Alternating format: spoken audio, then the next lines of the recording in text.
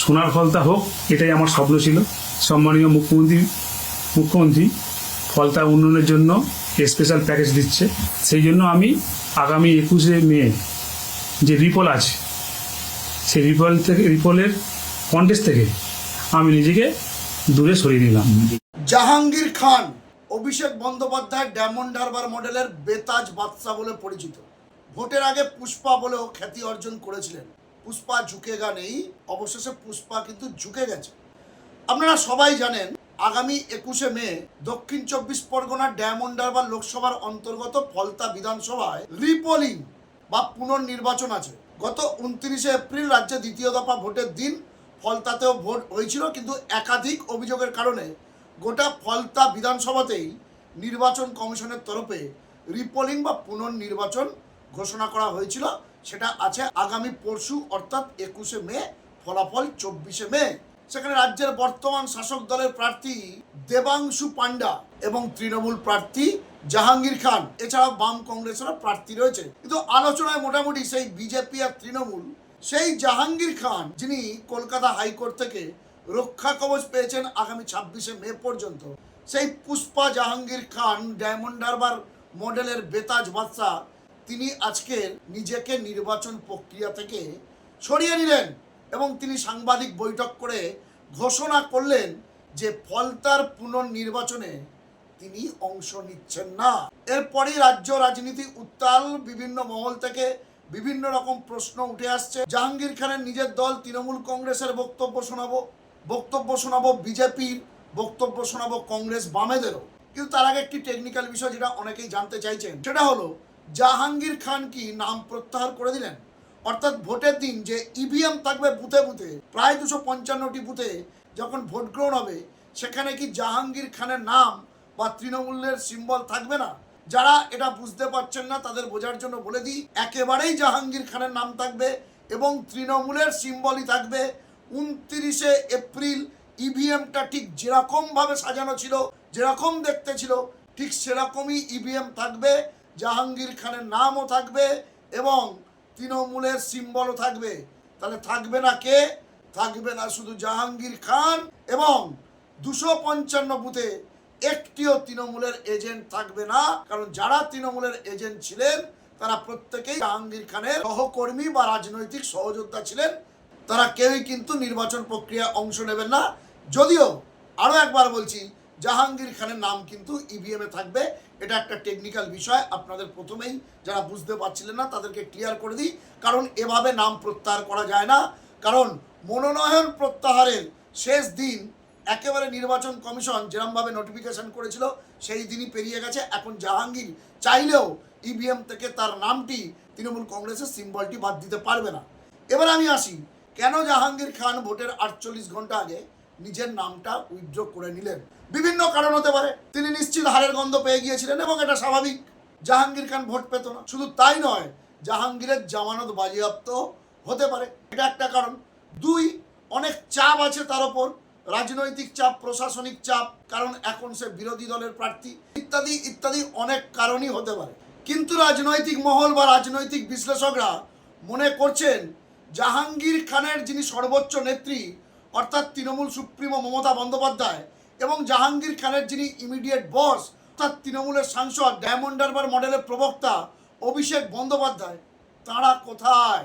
আজকে যখন 4 দিনের ব্যবধানে রাজ্যের নতুন মুখ্যমন্ত্রী খোদ শুভেন্দু অধিকারী বিজেপি প্রার্থী দেবাংশু পান্ডার হয়ে ঝড় তুলছেন প্রচারে, প্রথম দিন জনসভা এবং আজকে শেষ প্রচারে ফলতার অলিতে গলিতে আনাচে কানাচে চষে ফেললেন একজন মুখ্যমন্ত্রী হয়ে তার প্রার্থীর জন্য শুভেন্দু অধিকারী। খোদ রাজ্যের শাসক দল বিজেপির সর্বোচ্চ নেতা, বিজেপি রাজ্য সভাপতি শ্রমিক ভট্টাচার্য জনসভা করেছেন। সেখানে জাহাঙ্গীরের হয়ে প্রচার করার লোক নেই, ঝান্ডা ধরার লোক নেই। সিপিএম সেখানে সায়ন ব্যানার্জি, মীনাক্ষী মুখার্জিরা প্রচার করেছে ফলতায় নিজেদের প্রার্থীর হয়ে। কংগ্রেসের রাজ্য সভাপতি শুভঙ্কর সরকার, তিনিও তার দলীয় প্রার্থীর হয়ে ফলতায় প্রচার করেছেন। কিন্তু তৃণমূলের কে শোনা যাচ্ছিল, তৃণমূলের প্রাক্তন আইপিএস নেতা হুমায়ুন কবির প্রচারে গিয়েছিলেন, কিন্তু আখেরে কোনো লাভ হয়নি, আশেপাশে তিনি কাউকেই পাননি। রাজনৈতিক মহলের বক্তব্য হলো মমতা বন্দ্যোপাধ্যায়, অভিষেক বন্দ্যোপাধ্যায় একবারের জন্য হলেও তো অডিও বার্তা বা ভিডিও বার্তাতেও জাহাঙ্গীরের হয়ে প্রচার করতে পারতেন। কোথায় তারা? এই প্রশ্নটা কিন্তু তৃণমূলের অন্দরমহল থেকেই উঠছে। তবে আমার খুব ইন্টারেস্টিং লেগেছে তৃণমূলের বেলেঘাটার বিধায়ক, তৃণমূল মুখপাত্র কুণাল ঘোষের এই বিষয়টি নিয়ে বক্তব্য। মুহূর্তে খবরটা পেয়েছি, তো ফলে বিস্তারিত জানি না। এখন জাহাঙ্গীর খান ফলতায় সরে দাঁড়াচ্ছেন, তো এখন সেই যে সরে দাঁড়ানো, তো ওখানে কোনো ভয়ের পরিবেশ তৈরি করে দিয়েছিল কিনা বিজেপি, ইলেকশন কমিশন, বিভিন্ন এজেন্সি দিয়ে। আবার প্রশ্ন হচ্ছে, যদি ভয়ের পরিবেশই হবে তাহলে পুষ্পা সে তো ঝুঁকেগা নেই, পুষ্পা ভয় পাবে কেন? তাহলে ভয়ের পরিবেশ তৈরি করেছিল কিনা একটা প্রশ্ন।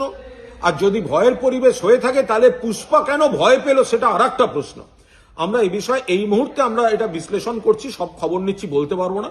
তবে এটা ডায়মন্ড হারবার মডেল এরিয়ার অন্তর্গত, ফলে এখানে অভিষেক বন্দ্যোপাধ্যায়, তিনি মাননীয় সাংসদ, বিপুল ভোটে ওখানে জিতেছিলেন। নিশ্চয়ই তিনি বিচার বিশ্লেষণ করছেন, ও ব্যাপারটা উনি বলতে পারবেন।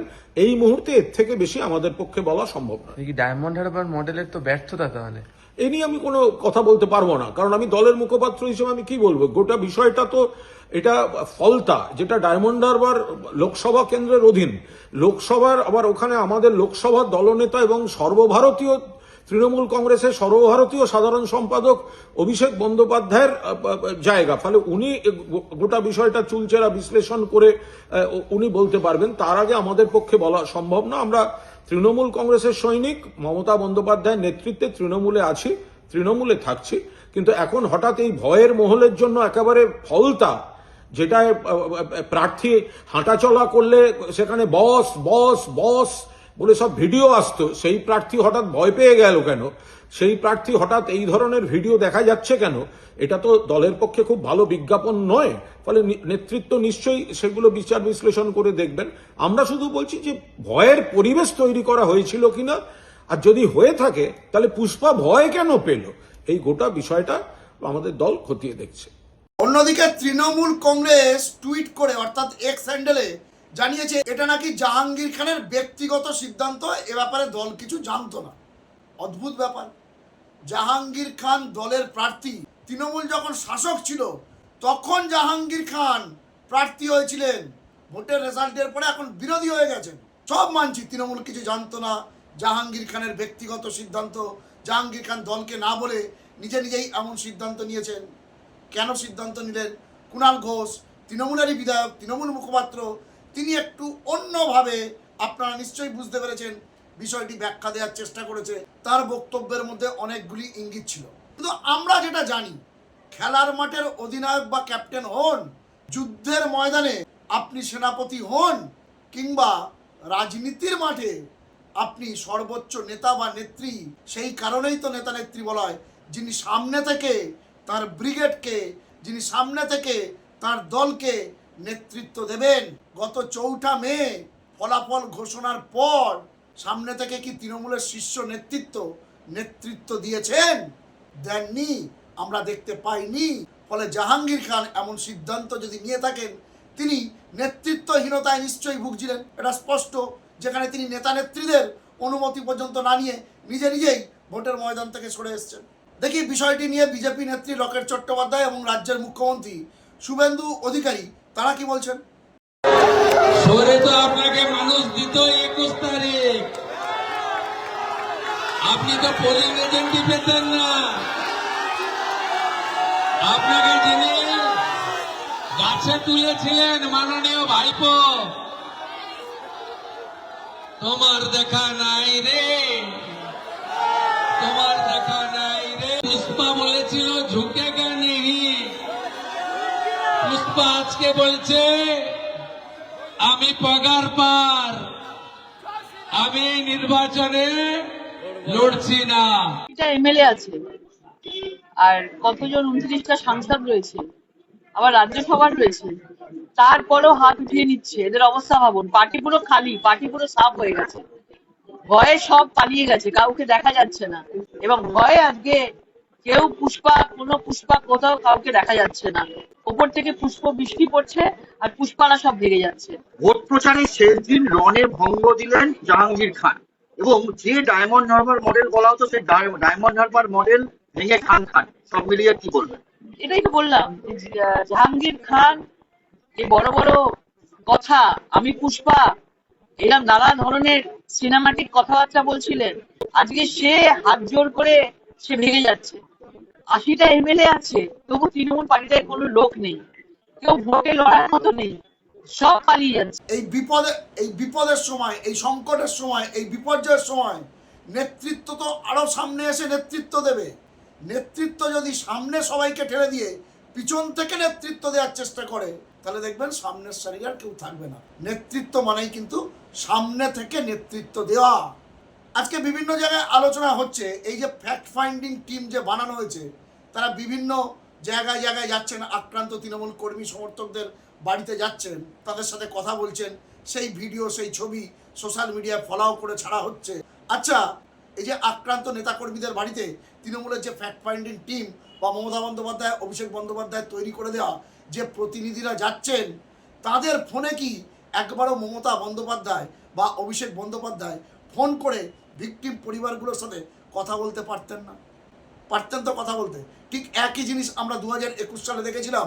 শুভেন্দু অধিকারী কিন্তু নিজে যে সকল আক্রান্ত বিজেপি কর্মী সমর্থক ছিলেন, যারা ঘরছাড়া ছিলেন, তাদের বাড়িতে পৌঁছে গিয়েছিলেন, আর যাদের বাড়িতে পৌঁছতে পারেননি তাদেরকে তিনি নিজে ফোন করে আশ্বাস দিয়েছিলেন সহযোগিতা করার, সব রকমভাবে পাশে থাকার। এক্ষেত্রে ফ্যাক্ট ফাইন্ডিং টিম যখন তৃণমূল পাঠাচ্ছে, এক একটা টিমে 4জন 5জন করে যাচ্ছে, তাদের কোনো একজনের মোবাইলে মমতা বন্দ্যোপাধ্যায় বা অভিষেক বন্দ্যোপাধ্যায় যদি ফোন করে সরাসরি ভিকটিম পরিবারের সঙ্গে কথা বলতেন, তাহলে মনে হয় সেই পরিবারগুলি আরও বেশি সাহস পেত, আরও বেশি উজ্জীবিত পেত, এবং তৃণমূলের এখনও যারা রয়েছেন, এখনও যারা তৃণমূলকে ভালোবাসেন বা তৃণমূলটা করতে চাইছেন, তারাও বাড়তি অক্সিজেন পেতেন। কিন্তু তেমন কোনো ঘটনা কি ঘটেছে? এখনো পর্যন্ত চোখে পড়েনি। ফলে জাহাঙ্গীরের মতো বেতাজ বাদশারা নেতৃত্বের অভাবে, যাদের জন্য জাহাঙ্গীরা বেতাজ বাদশা হয়েছেন, তারাই যদি না থাকেন, তাহলে জাহাঙ্গীরা লড়াইয়ের ময়দান ছেড়ে পলায়ন করবেন, এটাই খুব স্বাভাবিক ঘটনা। তবে সেই সঙ্গে আমি এটাও বলবো যে শুধুমাত্র অভিষেক বন্দ্যোপাধ্যায় বা মমতা বন্দ্যোপাধ্যায়ের ঘাড়ে বন্দুক রেখে এই বিপর্যয়কে চাপিয়ে দিলে হবে না। এই বিপর্যয়ের জন্য মূলত যারা দায়ী, যারা দুর্নীতিতে হাত পাকিয়েছিল, সেই বিভিন্ন পুরসভার কাউন্সিলর, বিভিন্ন পঞ্চায়েতের সদস্য, প্রধান, উপপ্রধান, তারাও কিন্তু দায় এড়াতে পারেনি। কারণ গ্রাসরুট লেভেলে, তৃণমূল স্তরে একেবারে সরাসরি মানুষের মধ্যে কাজ করার সুযোগ তারা পেতেন। তাদের তোলাবাজির জন্য, তাদের দুর্নীতির জন্যই কিন্তু আজকের গোটা তৃণমূল দলটার এই অবস্থা। ফলে এই বিপর্যয়ের দায় কিন্তু কেউ এড়াতে পারেন না। শুধুমাত্র মমতা বন্দ্যোপাধ্যায় বা অভিষেক বন্দ্যোপাধ্যায়ের ঘাড়ে দোষ চাপালে হবে না।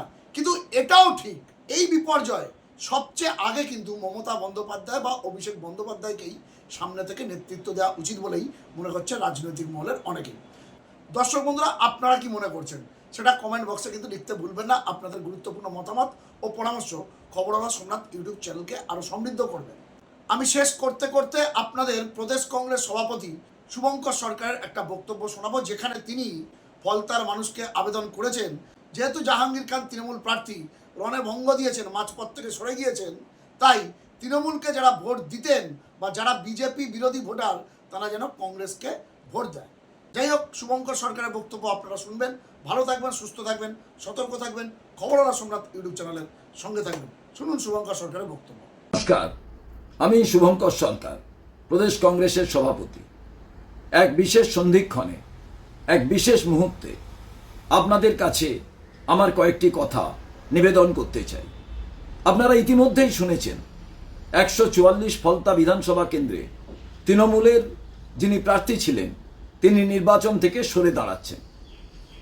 এটাই প্রমাণিত হলো যে পশ্চিম বাংলায় তৃণমূল এবং বিজেপি যে লড়াইটা লড়েছিল, সেটা সত্যিকারের লড়াই ছিল না।